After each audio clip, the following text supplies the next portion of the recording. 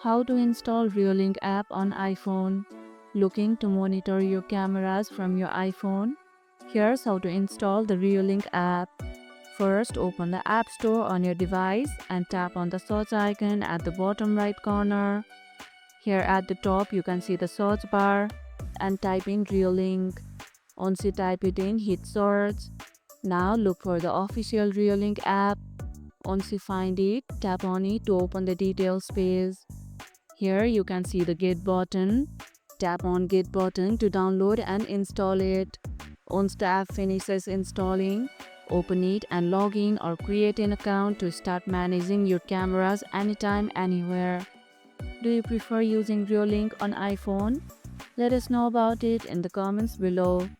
Enable automatic updates in the App Store to keep your Reolink app current. And that's how you can install Reolink app on iPhone. And if this video helped, hit the like button, share it, subscribe and leave a comment. Thanks for watching and I'll see you in the next one.